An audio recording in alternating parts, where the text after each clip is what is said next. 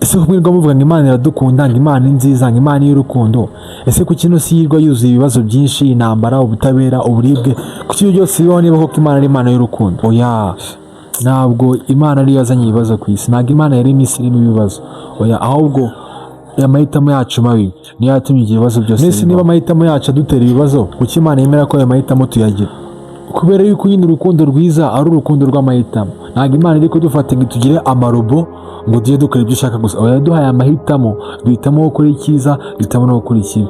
Abantu rero bahitamo kwikorera ibintu bibi. Okay, reka tuvuge yuko wenda abantu aribo bahitiramo gukora ibibi, hanyuma se abo ibi bigeraho nta ruhare babigizemo, nk'umwana wishwe na kanseri cyangwa se ibindi bintu byo kubera iki byo noneho ngo aba yasize iki?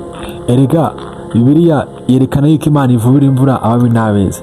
Abantu rero batangiye kugomera Imana, ingaruka z'ibyaha zageze ku bantu bose, abeza n'ababi, byose byabagezeho, ariko n'ubundi biturutse ku byo twe twakoze. Njye rero ndumva bisa nkaho wagira ngo Imana ibirayi tureberera gusa, iri ahantu iyo ibibazo biri ku bantu igira iki nabikoraho, kandi iri ahantu heza ibona twe turi guhura n'ibibazo.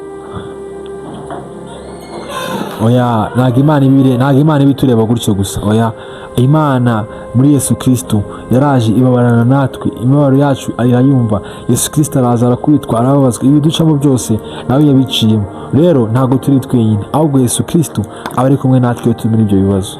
Hanyuma se bizagomba gutya kugeza ryari? Oya, ntabwo ari aho byarangiriye. Yesu azagaruka, kandi umunsi azagaruka noneho aje gushyira umucyo ku bintu byose, ubutabera bushyireho, aze gucira imanza abazima n'abapfuye. Impamvu atinze kuza, aracyari guha amahirwe abantu ngo babanze bihane, bamwakire nk'umwami n'umukiza, kugira ngo ubwo azagaruka atazagira abaciraho iteka, kuko Bibiliya itubwira ngo uzamwizera wese we ntabwo azacirwaho iteka. Rero ibibazo by'isi cyangwa se uko ino si iteye ntibizagushuke ngo bitume ucira Imana urubanza, ahubwo Imana iri mu butunzi bw'imbabazi. Imana ni Imana y'ubutabera, kandi Imana iragukeneye ubuzima bwawe kugira ngo ibashe kuba yaguhindura. Yo yonyine muri yo amahoro udashobora kubonera muri isi, ni mu Mana yonyine wayabonera. Shalom shalom.